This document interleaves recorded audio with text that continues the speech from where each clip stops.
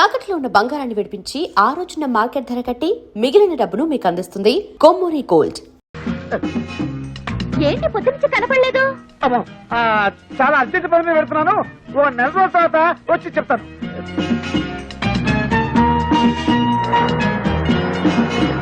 Hi Gopi.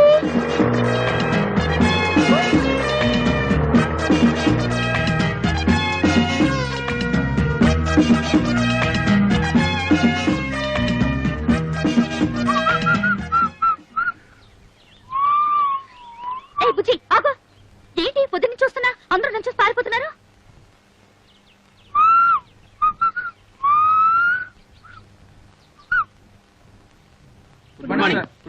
Good morning sir. చాలా రోజుల తర్వాత ఆఫీస్ కి తిరుపతిలో బ్రహ్మోత్సవాలు కదా. ఎంతైనా బుజ్జికి నేనంటే భయం. నా మాట కాదని చచ్చినా దానింటికి పోడు. అమ్మయ్య, భద్రకాళి లోపలే ఉంది.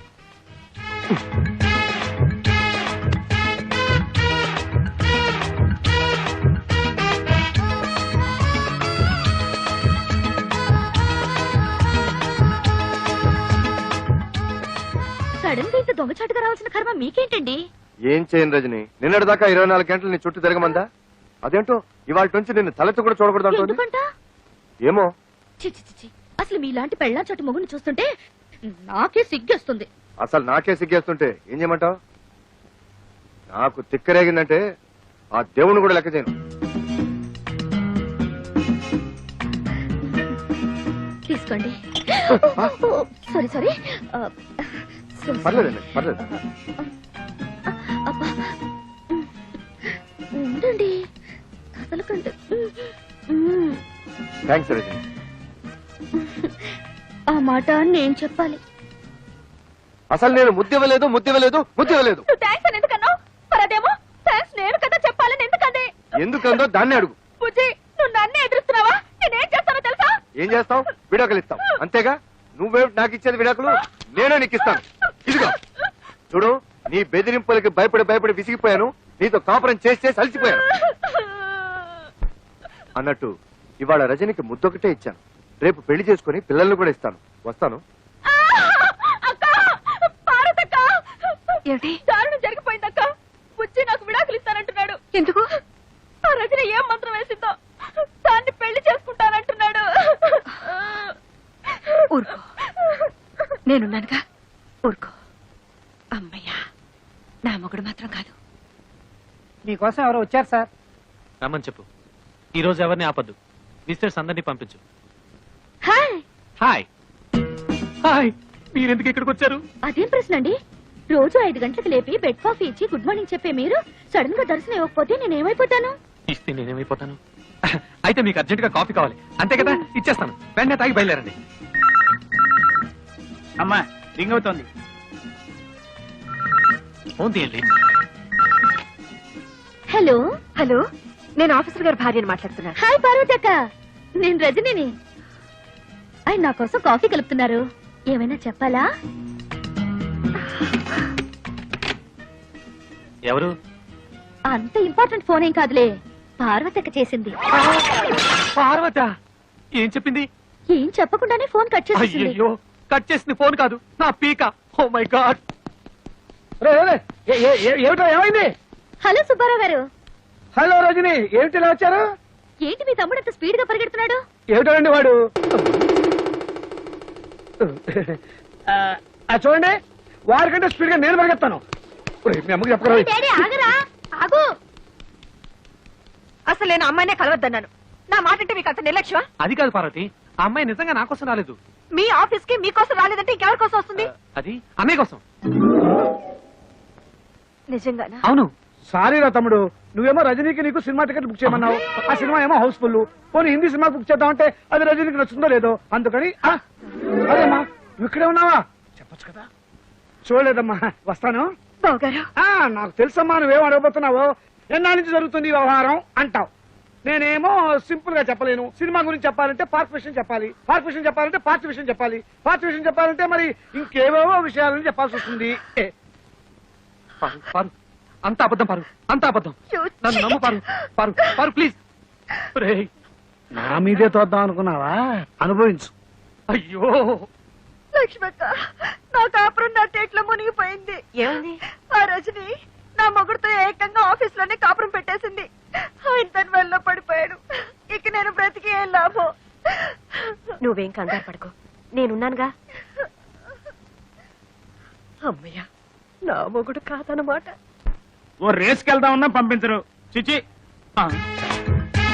సుబ్బారావు రజని. సింపుల్ గా మా లక్ష్మి మీ మీద అంత కోపం ఎందుకు వచ్చిందండి? ఏమిటో నాకు అర్థం కావడం లేదండి అసలు. ఈ పెళ్ళాలంతా ఇంతేనండి. ఇది వేసుకున్నా కూడా వినిపించట్లేదే. ఏం మాట్లాడుకుంటున్నారు వీళ్ళు? మనమే ఊహించేసుకుని డబ్బింగ్ చెప్పేసుకుంటే పోలా. రెడీ. ఇప్పుడు కుదరదు. మా ఆవిడ నిద్రపోయాక హ్యాపీగా వచ్చేస్తా. నా కోసం తలుపులు తెరిచించు, లైట్లు ఆర్పేసి పక్క సిద్ధం చేసించు. లక్ష్మే, పడుకుంటే తెల్లారేదాకా ఏంటి బాగుతున్నావు? నేనంటాం కాదమ్మా, దూరంగా జరిగే సినిమాకి డబ్బింగ్. ఇది పెట్టుకుని చూడండి, ఇంకా పెద్ద షాక్ ఇవ్వచ్చు. నా బాధలకు ఎప్పుడు విమోచన కలుగుతుందో ఆ భగవంతుడు తెలియాలి. వాళ్ళు ఏం మాట్లాడుకుంటారు? నేనిస్తా డబ్బింగ్. నీ పెళ్ళం పిల్లలో అబ్బా, పిల్లని రెడ్లెట్ ఏరియాలో అమ్మేస్తా, పెళ్ళాన్ని గొంతులు నువ్వు చంపేస్తా, బాబును బావిలో పడేస్తా. నువ్వేం వర్రీ అవ్వకు, నీ కోసం ఏమైనా చేస్తా.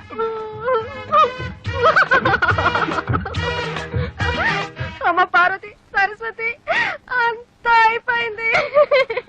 అర్థమైందక్క, ఆ మాయలాడి ఊపిలో మీ ఆయన కూడా కూరుకుపోయాడు అనమాట. అంతేకాదు, నన్ను నా పిల్లల్ని చంపేసి దాంతో వెళ్ళిపోతాడంట.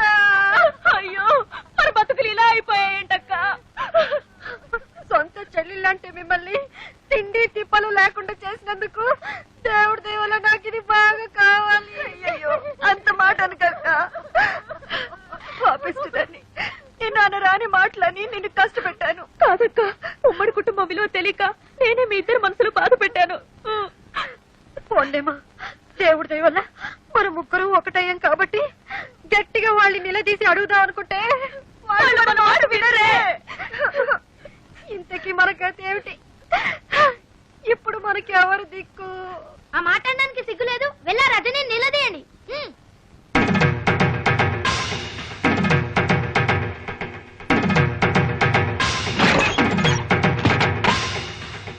ఒసే రజని, కిందకి రావే. ఈ రోజు నువ్వు మేమో తేలిపోవాలి. నీ అంతు చూడదే కదే ప్రసక్తి లేదు. ఏంటక్కలు చాలా ఆవేశంగా వచ్చారు? అక్క ఎవరే అక్క? ఇంకెవరు? మీరే నా ముద్దుల అక్కలు. ఇంకోసారి అలా పిలిచామంటే చంప పగిలిపోతుంది.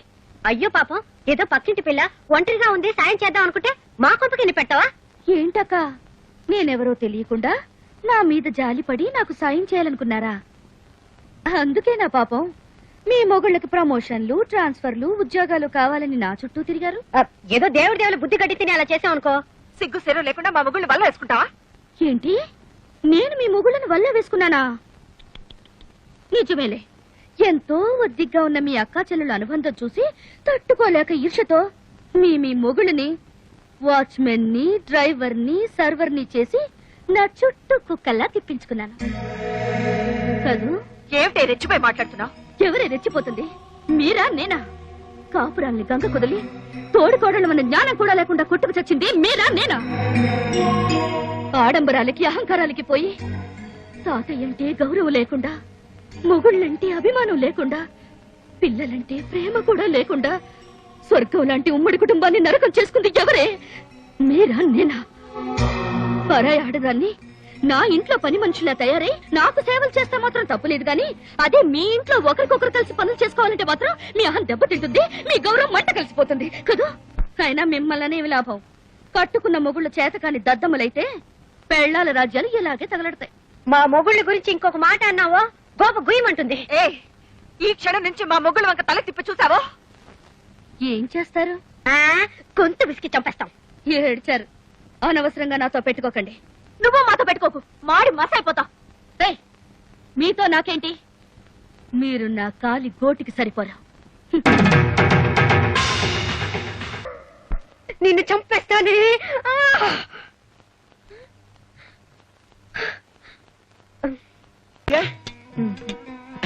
అయితే పాము లేదన్నమాట.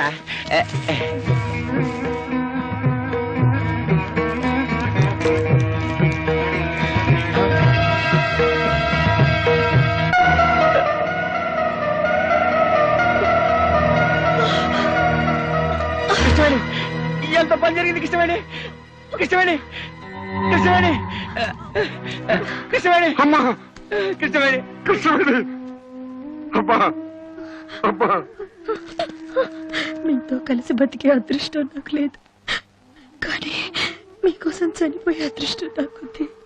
అచ్చాలండి. అమ్మా, రజని నాళ్ళు మీ వెంట పడింది తనకు తండ్రి ఉన్నాడని ఈ లోకానికి తెలియచేయడానికే కాదు, మీ డబ్బు కోసమో మిమ్మల్ని మోసం చేయడానికో కాదండి. మోసపోయింది నేను కృష్ణవేణి. ఇలాంటి ఉత్తమురాల్ని దూరం చేసుకుని జీవితంలో అన్ని పోగొట్టుకున్నాను. నువ్వు చావడానికి వెళ్ళలేదు, నువ్వు చావడానికి వెళ్ళలేదు. ఎవరు కాపాడేవాళ్ళు లేరా? కాపాడేవాళ్ళు ఎవరు లేరా?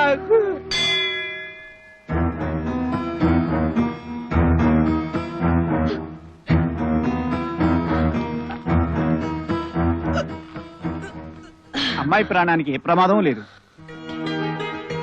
దేవుడి మీద ప్రమాణం చేసి చెప్తున్నాను, నాకు ఇంకా ఏ రాజకీయాలు వద్దు. ఒక భార్యకి భర్తగా, ఓ కూతురికి తండ్రిగా బతుకుతాను చాలు.